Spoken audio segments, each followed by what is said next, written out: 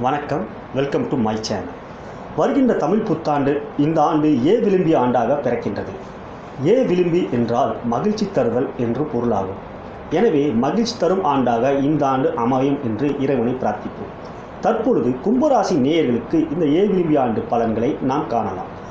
பொதுவாக கும்பராசி நேயர்கள் என்பவர்கள் தன்னலம் கருதாமல் மற்றவர்களுக்காகவே தன் நலத்தை விட்டு கொடுத்ததால் பல்வேறு சிக்கல்களை தான் நீங்கள் சம்பாதிப்பீர்கள்.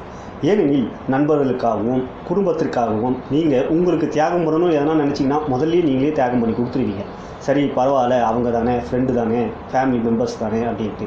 அது மாதிரி இல்லாமல் நீங்கள் கொஞ்சம் சுயநலமும் இருக்கும். ஏன்னா வருகின்ற ஆண்டுலாம் பார்த்தீங்கன்னா உங்களுக்கு இதுவரை 2 ஆண்டுகளாக குரு பகவானும் சரியான இடத்தில் இல்லை, சனீஸ்வர பகவானும் சரியான இடத்தில் இல்லை, மேலும் ராகு கேதுவும் சரியான இடத்தில் இல்லை. ஆகையால் பல்வேறு சிக்கல்களை தான் கடந்த 2 ஆண்டுகளாக நீங்கள் சந்தித்திருப்பீர்கள். ஏன்னா இப்போ வர பார்க்குறீங்கன்னா குரு பயிற்சி, ராகு பயிற்சி மற்றும் சனி பயிற்சி இந்த ஒரு ஆண்டிலேயே அமைய இருக்கின்றது. இந்த 3 முக்கிய பயிற்சிகள் கும்பராசி நேயர்களான உங்களுக்கு எப்படி இருக்கும் என்று பார்த்தோமானால் முதலில் வருகின்றது ராகு பயிற்சி. ராகு இதுவரை 7ஆம் இடத்தில் அவருடைய பகை வீடான சிம்மத்தில் இருந்து கொண்டும் கேது உங்கள் ராசியிலே இருந்து கொண்டும் தேவையற்ற குழப்பங்கள், நண்பர்களிடையே பிரிவு, குடும்பத்திலேயே கணவன் மனைவியிலேயே சிறு சிறு சண்டைகள் அல்லது பிரிவே ஏற்பட்டிருக்கும். ஏனெனில் குரு பகவானும் 8ஆம் இடத்தில் உட்கார்ந்திருக்கிறார். சனி பகவான் உங்களுடைய ராசியாதிபதி தன்னுடைய பகை வீடான விருச்சிகத்தில் உட்கார்ந்திருக்கிறார். ஆகையால் நண்பர்களிடையும் கணவன் மனைவியிடையும் சிறு சிறு சண்டை சச்சரவுகள் ஏற்பட்டிருக்கும். இந்த பெயர்ச்சி என்பது உங்களுக்கு சற்று நிம்மதியை கொடுக்கும் பெயர்ச்சியாகும். வருகின்ற ஜூலை மாதம் ராகு பகவான் சிம்மத்தில் இருந்து அவருக்கு பிடித்த இடமான கடகத்துக்கு பெயர்ச்சி ஆகிறார். அது உங்களுக்கு 6ஆம் இடமாகும். பொதுவாக ராகு பகவான் 6ஆம் இடத்தில் இருப்பது மிகுந்த நன்மை கொடுக்கக்கூடிய ஒரு இடமாகும். எனவே ராகு பகவான் வருகின்ற ஜூலை மாதம் 27ஆம் தேதி இருந்து 1.5 வருடங்கள் உங்களுக்கு நல்ல இடத்தில் அமர்வதால் பல வெற்றிகளை குவிக்கப் போகின்றீர்கள். இவ்வளவு நாள் நீங்கள் எவ்வளவு பொறுமையாகவும் சகிப்புத்தன்மையோடும் இருந்தீர்களோ அவற்றுக்கெல்லாம் ஒரு விடிவு காலம் பிறக்க இருக்கின்றது. எனவே ராகு கேது பெயர்ச்சிக்கு பிறகு உங்கள் வாழ்க்கையில் பல்வேறு விதமான ஏற்றங்கள் ஏற்படும். வாழ்க்கையில் மகிழ்ச்சி பொங்கும். திருமணம் ஆகாதவர்களுக்கு திருமணம் நடக்கும். பல்வேறு தடைகளை குடும்பத்திலே பார்த்து கொண்டிருந்தவர்களுக்கு நிவர்த்தியாகும். தொழிலிலே போட்டி இருக்கும் பொழுது நீங்கள் அதை சமாளித்திருப்பீர்கள். ஆனால் இனிமேல் போட்டியே வராது. சத்துருஸ்தானத்தில் ராகு பகவான் உட்கார்ந்து உங்களுக்கு எதிரியில்லா நிலை கொடுப்பார். கணவன் மனைவியிலே சண்டைகள் இருந்தால் அவை நிவர்த்தியாகும். எனவே ராகு கேது பயிற்சிக்கு பிறகு நீங்கள் பரிகாரம் இல்லை. ராகுக்கு நீங்கள் அவர் வழிபட்டாலே போதும், துர்க்கையம்மனை வழிபட்டாலே போதும், ராகு மேலும் மேலும் பல நன்மைகளை உங்களுக்கு வழங்குவார். எனவே ராகு கேது பயிற்சி என்பது உங்களுக்கு நன்மை தரும் ஒரு பயிற்சியாகும்.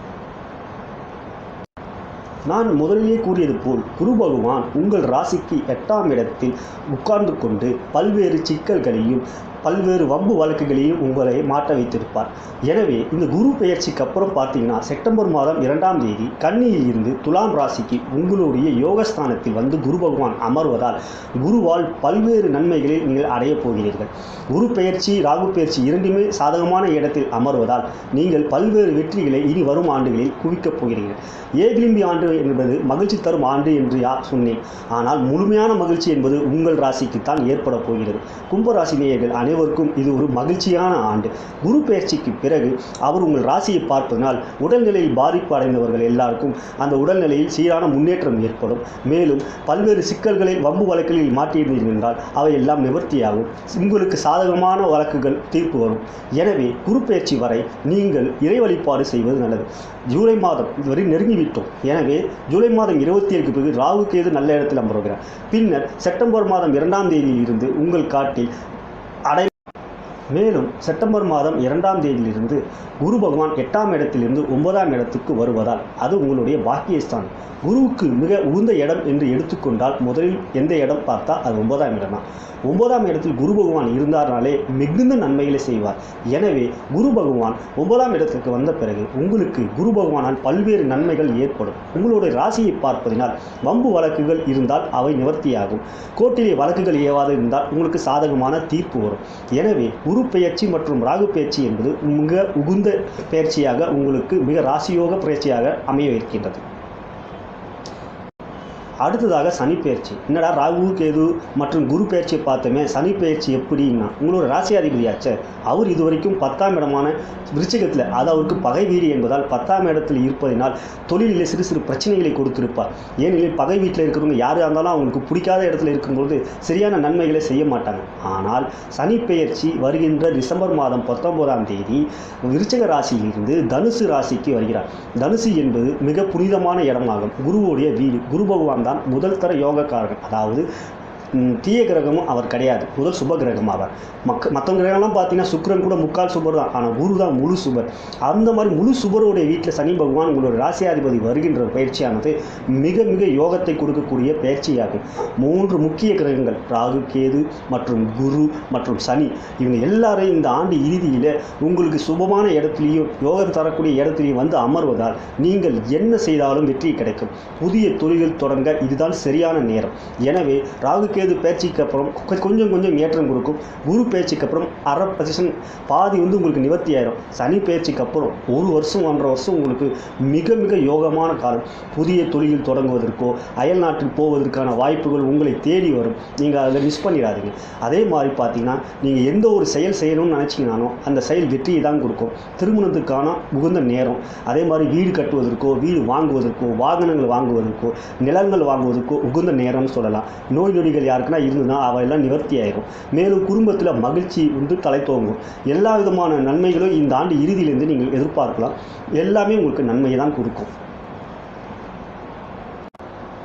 தற்பொழுது ஒவ்வொரு துறை ரீதியாக கும்பராசி நேயர்களுக்கு எவ்வாறு இருக்கும் இந்த விளிம்பி ஆண்டு என்று பார்க்கலாம். முதலில் வியாபாரி நண்பர்களே, கடந்த 2 ஆண்டுகளாக வியாபாரத்தில் உங்களுக்கு நட்டம் தான் ஏற்பட்டிருக்கும். ராகு பகவானும் சரியான இடத்துல இல்லை, மேலும் குரு பகவானும் சரியான இடத்துல இல்லை, சனி பகவானும் சரியான இடத்துல இல்லை. அதனால் நீங்கள் பல்வேறு சிக்கல்களை தான் வியாபாரத்தில் நீங்கள் சந்திச்சிருப்பீங்க. ஆனால் ராகு கேது பயிற்சிக்கு பிறகு உங்கள் வியாபாரத்தில் ஏற்றம் உண்டாகும். அதன் பிறகு ஏற்படுகின்ற குரு பயிற்சியானது மிகப்பெரிய யோகத்தை கொடுக்கும். அதன் பிறகு ஏற்படுகின்ற சனி பயிற்சியானது மொத்தம் 3 பேரும் உங்களுக்கு சாதகமான இடத்துல இருக்கிறதுனால உங்களுக்கு எல்லாத்துலேயும் வெற்றி தான் கிடைக்கும். நீங்கள் எவற்றை தொடங்கினாலும் புதிய முயற்சிகளோ புது வியாபாரத்திலே நீங்கள் ஈடுபட்டாலும் அவை வெற்றியே தரும். இருந்தாலும் உங்கள் ஜனன ஜாதகத்தையும் நீங்கள் சற்று ஆராய்ந்து பார்த்து கொள்ள வேண்டும். ஏனெனில் ஜனன ஜாதகத்தில் உங்களுக்கு நல்ல தசை நடக்கலைன்னா கோச்சாரம் உங்களை பேலன்ஸ் பண்ணும். ஆனால் அதுக்கான பரிகாரத்தை நீங்கள் செஞ்சுக்கலாம். எனவே அருகில் உள்ள ஜோதிடரிடம் உங்களுடைய ஜனன ஜாதகத்தையும் காட்டி எப்படி இருக்குது திசை அப்படின்னு பார்த்துக்கிட்டிங்கன்னா ஒரே கல்ல நீங்கள் 2 மாங்க அடிக்கலாம். நீங்கள் பல்வேறு விதமான வெற்றிகளை குவிக்கக்கூடிய நேரம் தான் இனி வரப்போகின்ற ஒவ்வொரு பயிற்சியும் உங்களுக்கு நடக்கவிருக்கின்றது. எனவே நீங்கள் உங்கள் ஜனன ஜாதகத்தை சற்று பார்த்துக் கொள்ளுங்கள். அடுத்தாக உத்தியோகஸ்தர்களுக்கு இந்த விளிம்பி ஆண்டு எவ்வாறு இருக்கும் என்று கும்பராசி நேயர்களுக்கு காணலாம். முதலில் 2ஆக பிரிச்சுப்போம். 1 ஐடி ஃபீல்ட். இந்த ஆண்டு முழுவதும் பார்த்தீங்கன்னா உங்களுக்கு பல்வேறு அலைச்சல்கள் இடைஞ்சல்கள் உங்களுடைய தொழிலில் கொடுத்துருப்பாங்க. உங்களோட தொழிலில் மேலதிகாரிகளோட அனுசரணை உங்களுக்கு கிடைக்காம இருந்திருக்கும். ஏன்னா 3 முக்கிய கிரகமான ராகு குரு சனி பகவான் சரியான இடத்துல இல்லை. ஆனால் இதே தொடரப்போவதில்லை. வருகின்ற ராகு கேது பயிற்சியானது உங்களுக்கு சாதகமான இடத்துல வருது. மேலும் பார்த்தீங்கன்னா குரு பயிற்சியும் உங்களுக்கு சூப்பரான சாதகமான இடத்துல வருது. அதே மாதிரி சனி பயிற்சி உங்களோட ராசியாதிபதி பயிற்சியும் உங்களுக்கு சாதகமான இடத்துல வருது. எனவே உங்களுக்கு எல்லா விதமான ஏற்றத்தையும் இந்த ஆண்டு கொடுக்க போகின்றது. எனவே நீங்கள் முயற்சி எடுத்தால் உங்களுக்கு வெற்றியே. அயல் நாட்டுக்கு வேலை வாய்ப்புக்கான வாய்ப்புகள் மேலோங்கி இருக்கும். மேலும் உங்களுக்கு எல்லாருடைய நட்பும் ஆதரவும் கிடைக்கும். எனவே இந்த ஆண்டு உங்களுக்கு மகிழ்ச்சியான ஆண்டாக இருக்கும். அடுத்ததாக நான் ஐடியில் வேலை பார்ப்பவர்களுக்கு பார்த்தீங்கன்னா இதுவரை உங்களுடைய மேல் அதிகாரிகள் மற்றும் சக ஊழியர்களிடையே ஒற்றுமையாக உங்களிடம் எந்த விதமான நட்புறவை பேணாமல் இருந்திருப்பார்கள். சுபமான கிரகங்களான குரு பகவான் 8 இருப்பதால் உங்களுக்கு தேவையற்ற இடைஞ்சல்களை தான் அவர் கொடுத்திருப்பார். மேலும் சனி பகவானும் சரியான இடத்தில் இல்லை. 10ஆம் இடம் நல்ல இடம் அப்படின்னு எடுத்துக்கிட்டாலும் அது அவருக்கு பிடிக்காத இடம் பகை வீடு.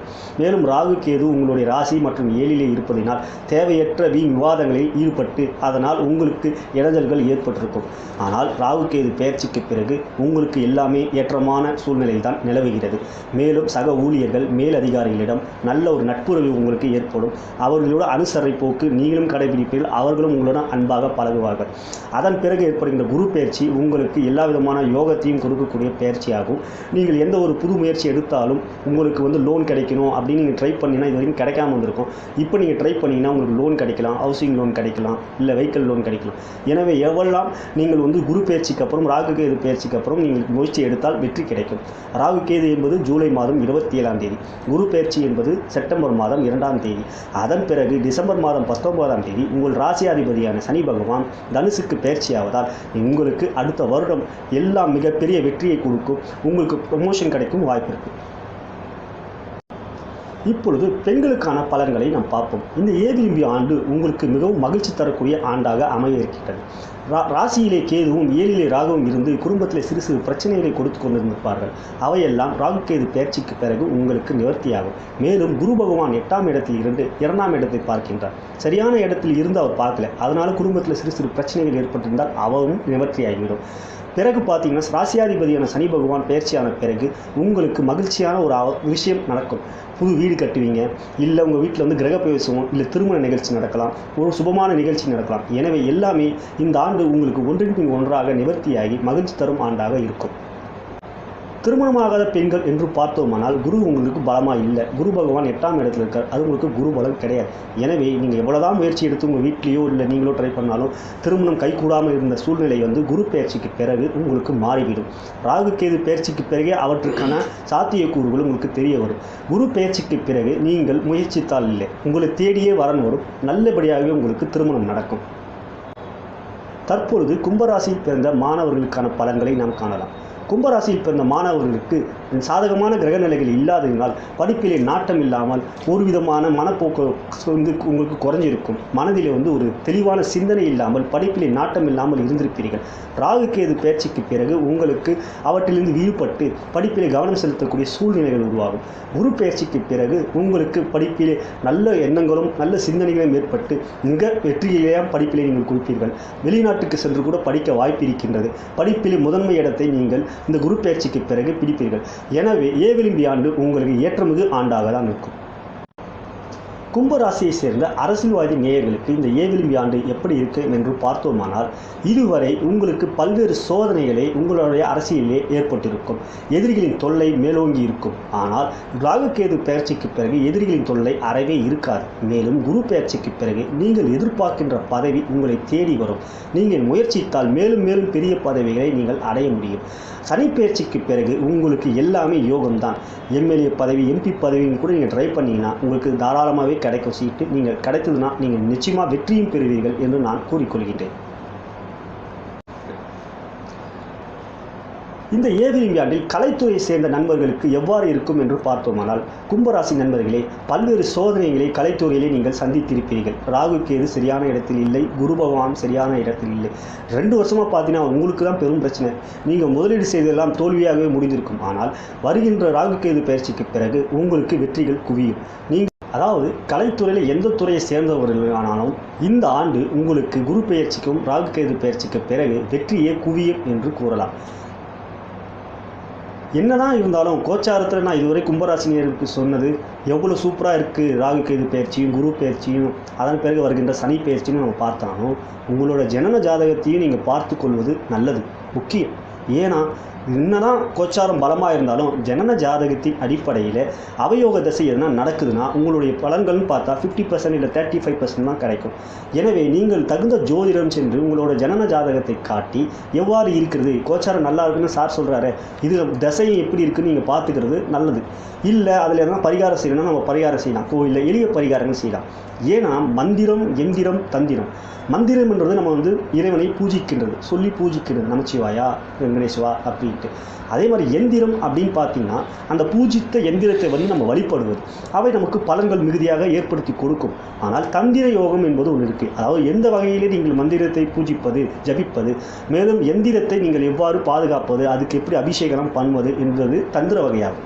அந்த தந்திர யோகத்தின் அடிப்படையில் செய்தால் உங்களுக்கு 100% கிடைக்க வேண்டிய பெனிஃபிட் 200 கூட மாறும். எனவே நீங்கள் தகுந்த ஜோதிடம் சென்று உங்களுடைய ஜனன ஜாதகத்தையும் காட்டி எவ்வாறு இருக்கிறது என்று பார்த்துக்கொள்வது மிக சால சிறந்ததாகும். இதுவரை நான் சொல்லிய பலன்கள் உங்களுக்கு பிடித்திருந்தால் கீழே இருக்கிற சப்ஸ்கிரைப் பட்டனை நீங்கள் கிளிக் செய்யலாம்.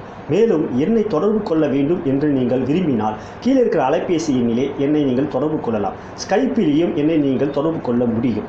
இவ்வாறு நீங்கள் பலன்களை சீர்தூக்கி பார்த்து எந்திர யோகத்தையும் தந்திர யோகத்தையும் நீங்கள் முறையாக பயன்படுத்தினால் கும்பராசி நேயர்களுக்கு வருகின்ற ஆண்டு குபேர ஆண்டாக அமையும் என்று கூறிக்கொள்கிறேன். நன்றி, வணக்கம்.